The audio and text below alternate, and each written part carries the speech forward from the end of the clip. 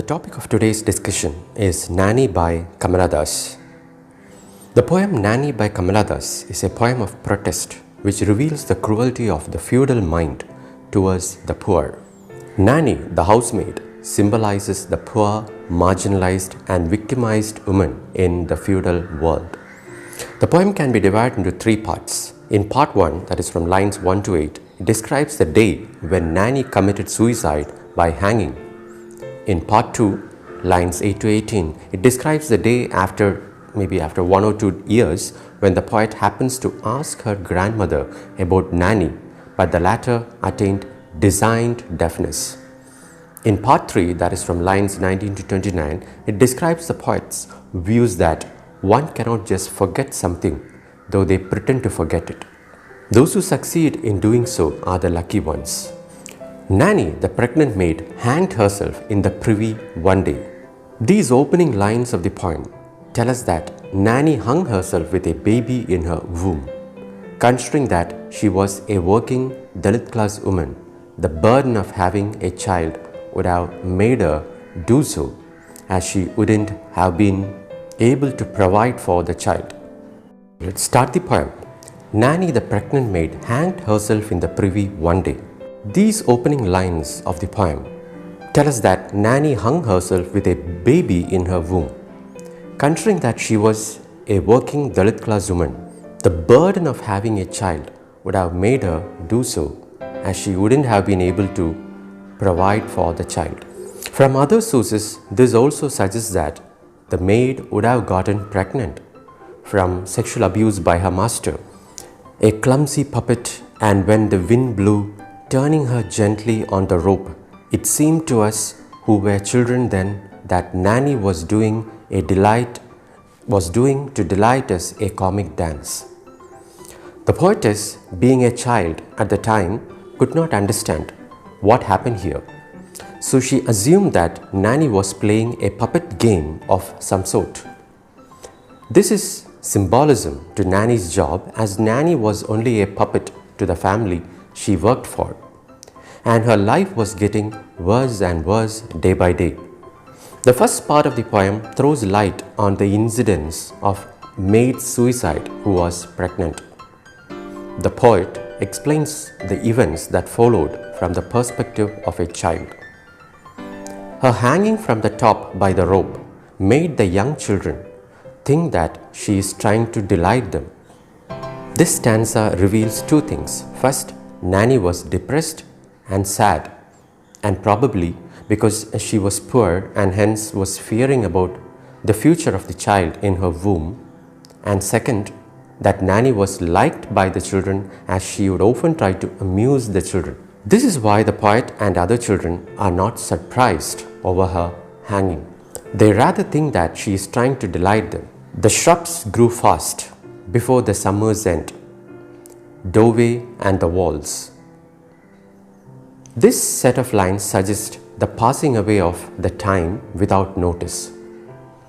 This is very contrasting, as someone's death usually makes the environment a bit gloomy, dull and eerie.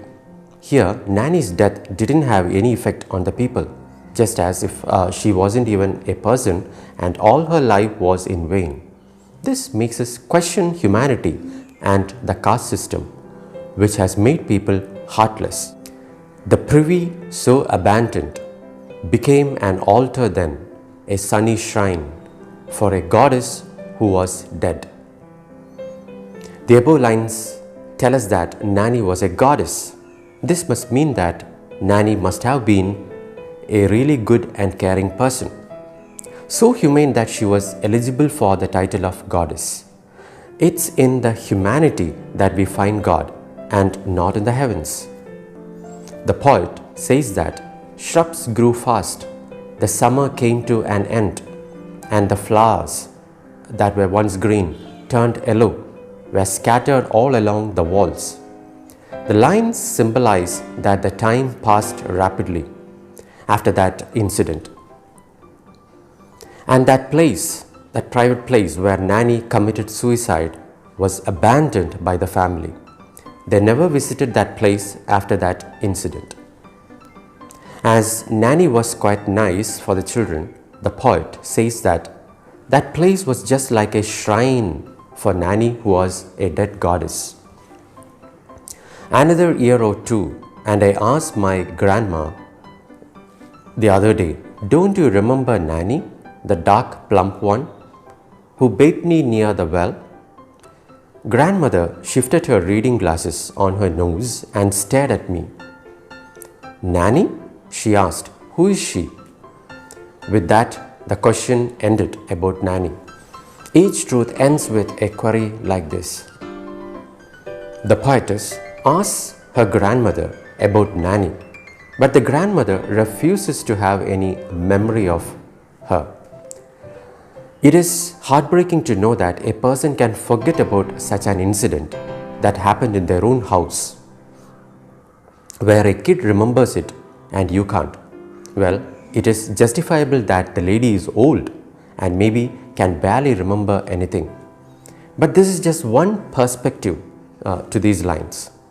The last three lines in the above excerpt suggest that the grandma might have done it willingly, so that her granddaughter doesn't have to remember a death from her childhood. The last three lines tell us how a person's memory can be erased from existence, how truths can be manipulated to look like nothing had happened, and there is nothing to question. It is this design deafness that turns mortality into immortality, the definite into the soft indefinite. They are lucky who ask questions and move on before the answers come. From here, the poetess writes about the ethical aspect of the poem. The design deafness, meaning the way people selectively ignore something instead of listening to the point and analyzing it. This turns mortality to immortality, because if something is questioned and the answer received is very appropriate, it would replace the original truth in context with a new truth. This makes the truth before mortal, as if it is no more, and hence this design deafness helps retain immortality in ideas. Those who do not question these truths are happy, as they have something that is very constant and they believe that it would be constant, hence they do not have to deal with the soft indefinite. Whereas the ones who keep asking questions have nothing constant in their life in terms of truth. Their idea of truth keeps changing, and so does their mind. The poet says that with that cross question of her grandmother, the thought and story of Nani vanished away. According to her, each truth which one desires to know ends with a query like that of her grandmother. However, it does not mean that her thought will cease to live in the minds of the people who pretend to have forgotten. The designated deafness, that is, pretending to know, which her grandmother showed, is something that turns mortality into immortality, the definite into the soft indefinite. That is, a forgettable thing into something unforgettable. Probably she is trying to suggest that discussing such horrible incidents is far better than hiding them. It may also suggest that the atrocities on the women is a vice, because people refrain from discussing about it. The poet considers those people luckier and happier who ask questions but move on before getting the answers. That is, they would rather not prefer to go deep into the truth.